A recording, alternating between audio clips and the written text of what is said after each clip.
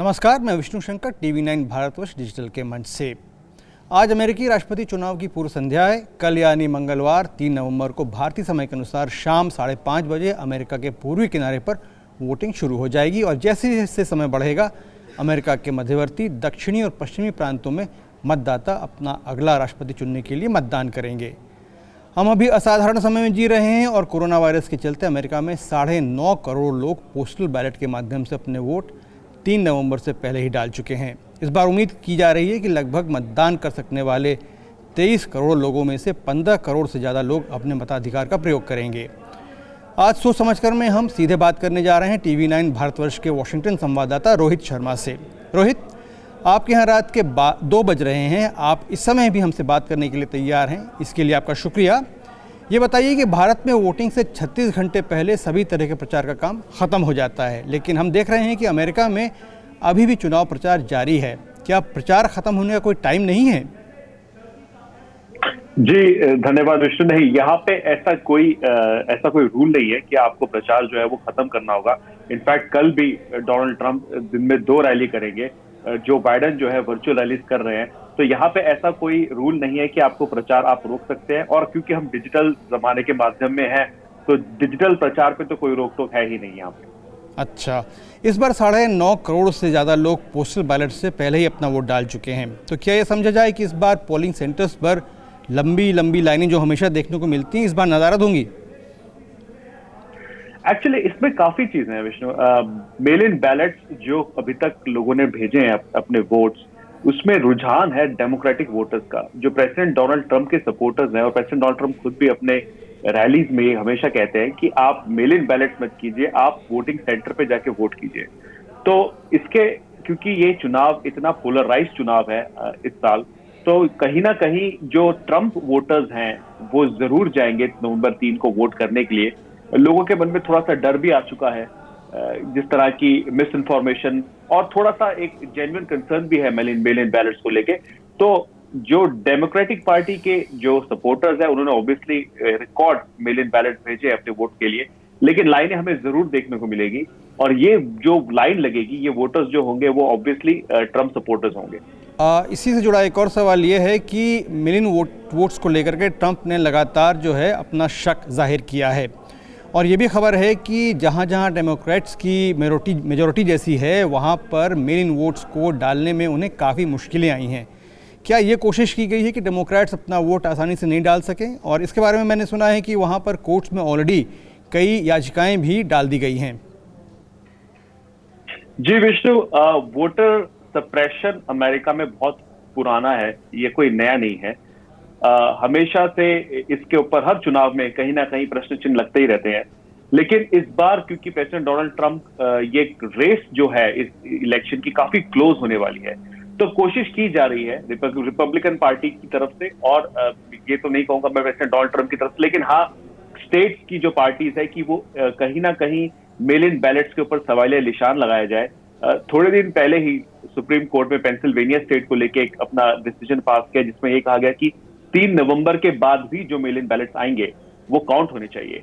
और यहाँ के जो 27 ऐसे स्टेट्स हैं जो ये कह रहे हैं कि अगर आपने अपने घर से आपकी स्टैंप निकाल दिया, उस पर लिख दिया कि आपने 3 नवंबर को या 3 नवंबर से पहले आपने वो बैलेट भेज दिया था, तो वो उसको काउंट करना 27 स्टेट्स में जरूरी होगा। और जितने स्टेट्स अमेरिका में हैं, 50 स्टेट्स हैं, हर किसी की मेल इन बैलेट को लेके अलग अलग डेडलाइन है। कल यानी आज लुजियाना की डेडलाइन है। आज अगर आपका मेल इन बैलेट नहीं पहुंचा लुजियाना में तो वो काउंट नहीं होगा।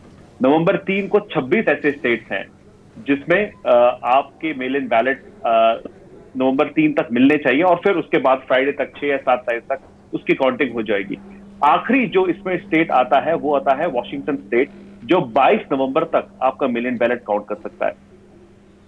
अच्छा, जो बाइडेन अभी ओपिनियन पोल्स में इस दफ़ा लगातार डोनाल्ड ट्रंप से आगे रहे हैं, लेकिन पिछले 48 घंटों में ट्रंप का समर्थन बढ़ने के संकेत मिल रहे हैं। अभी लेटेस्ट स्थिति क्या है, हमारे दर्शकों को बताइए।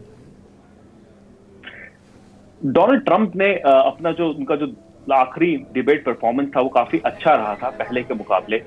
उसके साथ ही साथ जो हम बढ़त देखने को मिल रही है, स्पेशली जो 2 स्टेट्स हैं आयोवा में, और थोड़ी बहुत आई थिंक आप कह सकते हैं एरिजोना या जॉर्जिया में, ये ट्रेडिशनल रिपब्लिकन स्टेट्स रहे हैं। डोनाल्ड ट्रंप के जो समर्थक हैं, उनकी ये एक आशंका थी उनसे कि जरूर जैसे जैसे पोल नजदीक आएगा, इलेक्शन डेट नजदीक आएगी, ये नंबर्स बढ़ेंगे, उनका समर्थन बढ़ेगा।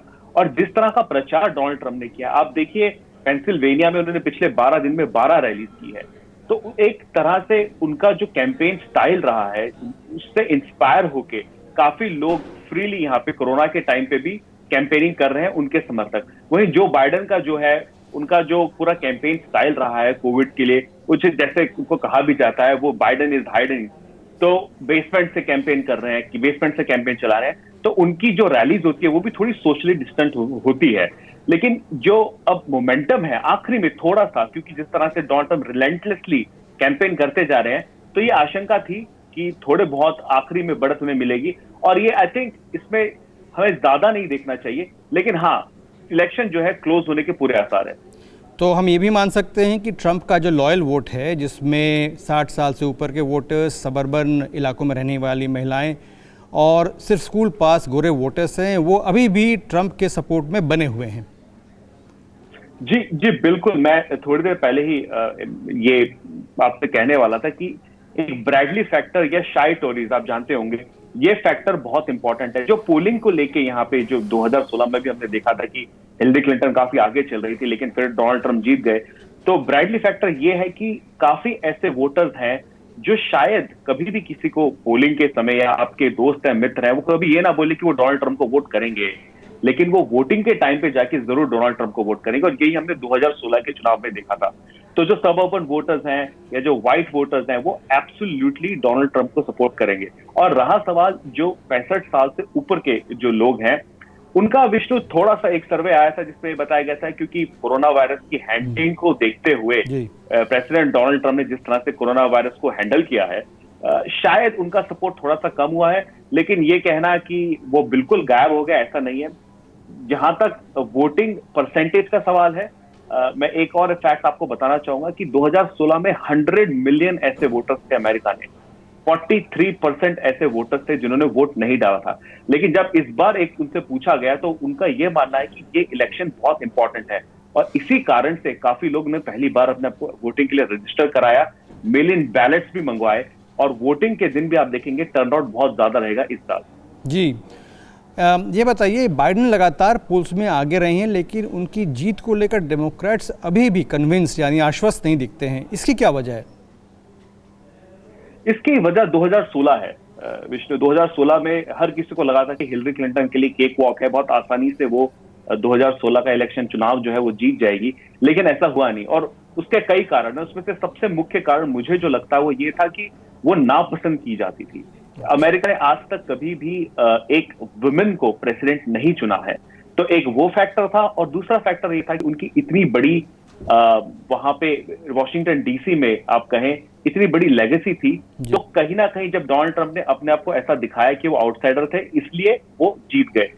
अभी भी जो बाइडेन जो है वो 77 ईयर्स के हैं, बड़े हैं डोनाल्ड ट्रंप से, तो 3 साल कहीं ना कहीं लोगों को शायद 3 साल या तो कहीं ना कहीं उनको ये लगता है कि लोगों को, डेमोक्रेटिक पार्टी को विश्वास पूरा इसलिए नहीं हो पा रहा है इन पोल्स को कि वो एक बार जो है जल चुके हैं, तो वो जो है कहते हैं ना हिंदी में कि आप जला वो जो है छाछ भी फूक फूक के पीता है, तो ये वाली हालत है डेमोक्रेटिक पार्टी की। अच्छा, देखिए, स्विंग स्टेट्स में पेंसिल्वेनिया और फ्लोरिडा दोनों का नाम ऐतिहासिक रूप से लगातार जब भी राष्ट्रपति चुनाव होते हैं आता है, और पिछली बार भी कई बार से फ्लोरिडा जो है खास करके सुर्खियों में रहा है।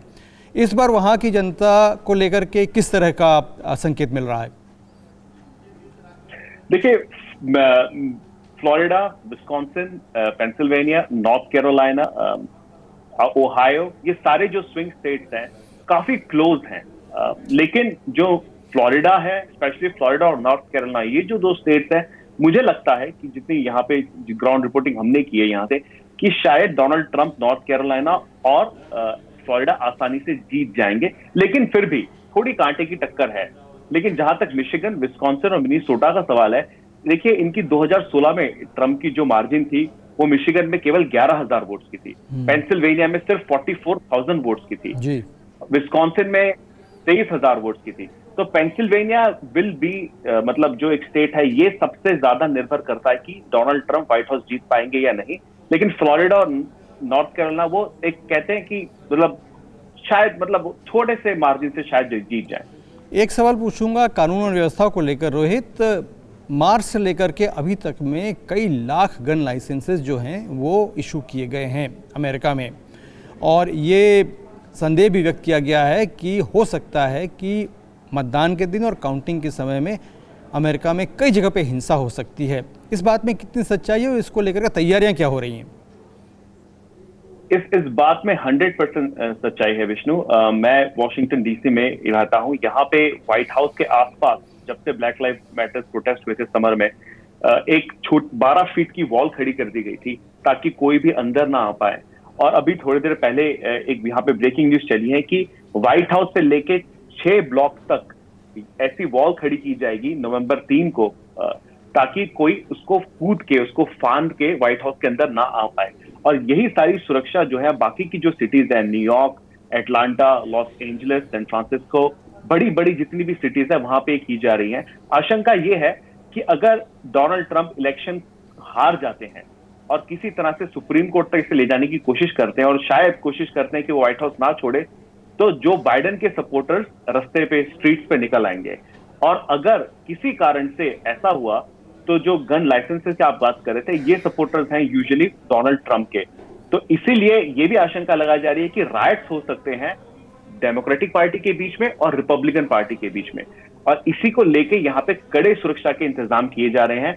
व्हाइट हाउस के लेके अगर आप व्हाइट हाउस, अगर आपने देखा हो या हमारे दर्शकों को हम दिखाएंगे कि व्हाइट हाउस से लेके कॉन्स्टिट्यूशन एवेन्यू तक आप इतनी कड़ी सुरक्षा आपने शायद 9/11 के बाद देखी होगी, उसके बाद कभी नहीं देखी। इस लेवल की यहाँ पे इंतजाम किए जा रहे हैं। रोहित, आपका हमारे साथ आज जुड़ने के लिए शुक्रिया। अभी से लेकर जब तक चुनाव का नतीजा आ नहीं जाता हम लगातार आपसे बात करते रहेंगे। आज आप हमारे साथ जुड़े, इसके लिए आपका शुक्रिया। सोच समझ कर मैं आज यहीं तक, इस उम्मीद के साथ कि आप आगे भी हमारे साथ बने रहेंगे। आज हमारे साथ जुड़ने के लिए आपको धन्यवाद, और बाकी सभी ताज़ा तरीन खबरों के लिए आप हमेशा जुड़े रहिए TV9 भारतवर्ष के साथ।